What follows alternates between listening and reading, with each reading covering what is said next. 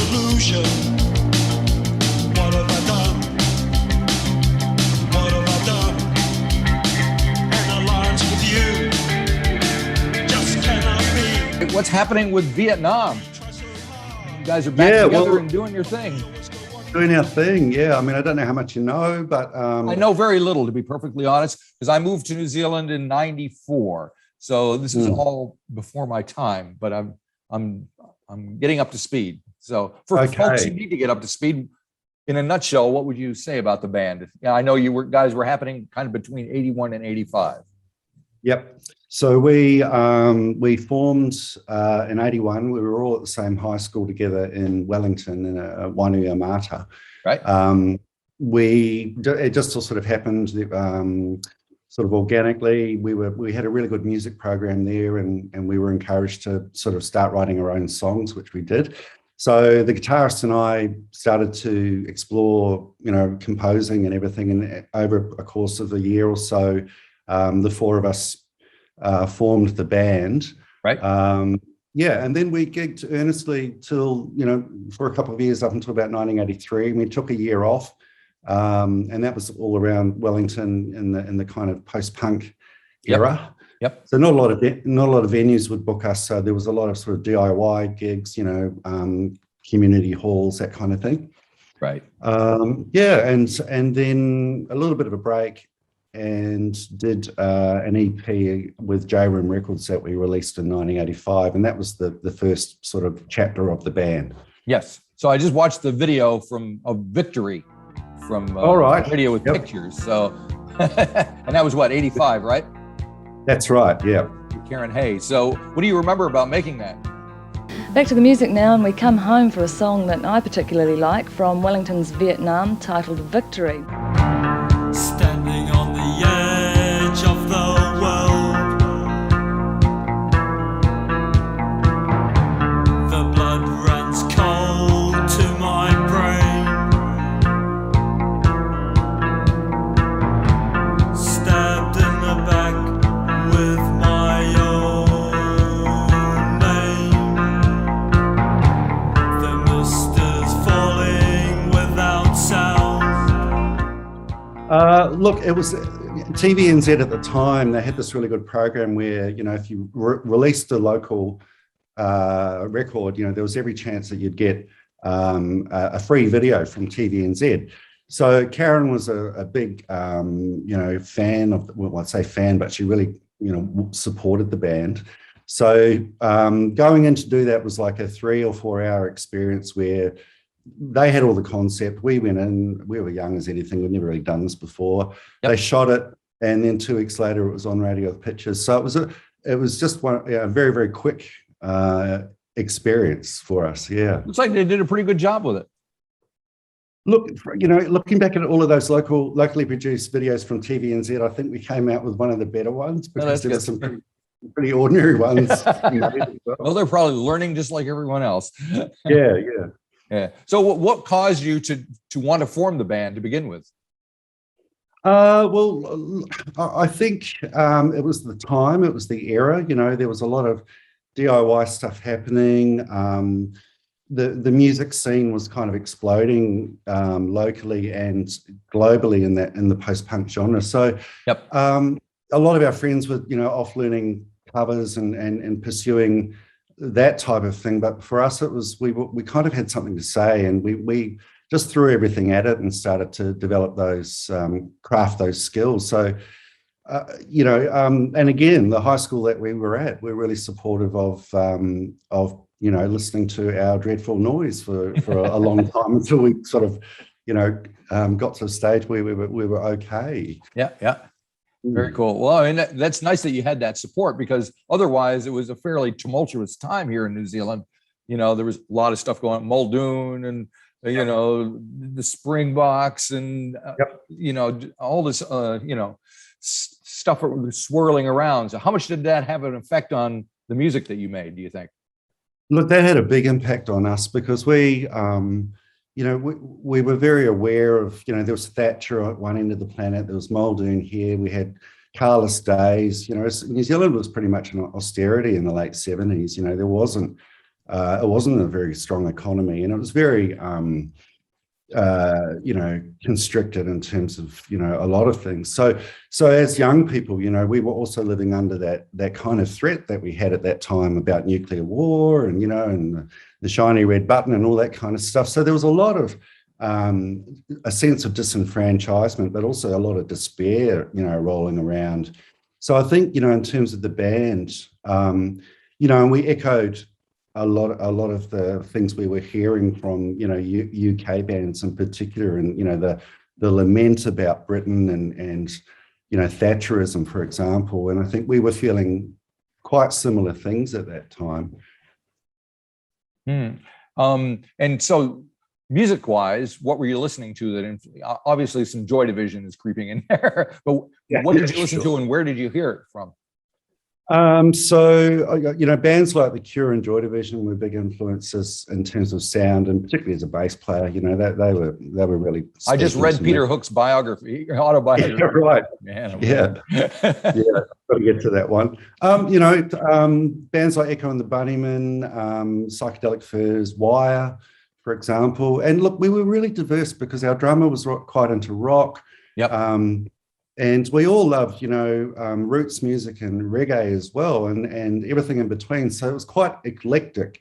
But I think, the post-punk genre really, at that time, we were getting a lot of bands coming to New Zealand, like Susie and the Banshees and Echo and the Bunnymen. And we all went out and saw them. We were all about, 14, 15 years old. So they were just, they were inspirational for us. Very cool. Very cool. And was there much stuff on the radio or in the media about them, or was it kind of, you had to seek it out? Look, probably the university Radioactive, I think it was at the time. Right. They were big proponents of indie music, particularly out of the UK, and so that was where our go-to. And the music press as well in New Zealand was pretty good. We had Rip It Up and great. Yep. Tom magazine in Wellington, which was very good. Yep. And then obviously Karen Hay at the helm every Sunday night playing some really groundbreaking stuff. That's pretty cool. Yep. Yeah, that's excellent. So the band split up in 85-ish, right? Is that about right? Yep. And now 30 some years later, well, you guys did a reunion in 2017 with the 4 original guys. Correct. What spurred that on? In about 2014, I just did a random Google on the band, which is a pretty tough band to Google. Yeah. Yes. Great name. Where do you go?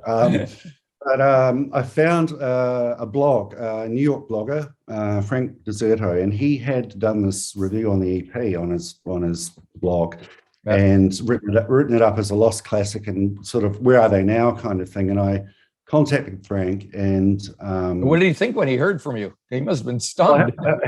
He was stunned, and I was really grateful that he had done it. So I was sending him a thank you. But what occurred from that was that he put us in touch with a Spanish record label who had been trying to find us for a couple of years, I believe. And we were able to get the rights from James Moss, who was the J-Rim record man. So we did a remaster, threw in a couple of old demos and released it in 2017.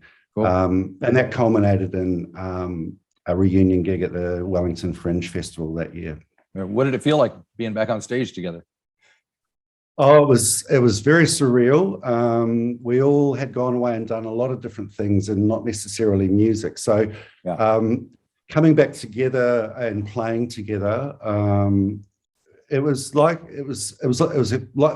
a true reunion. People that we went to high school with came from all over the country to see us. So it was just a really big party, and a lovely experience to have. Yeah, and sadly, your drummer Leon passed away a little bit after that, didn't he? So you kind of got it in just in the nick of time. Yeah. Literally 3 months later, we were back at his funeral. Man, oh man. So now there's 2 of the original guys because Peter, the original guitar player, has kind of dropped away from the project. So what's happening now? Okay, so we've just completed an album. Well, we completed it about a year ago, but Right. thanks, COVID, Same old story.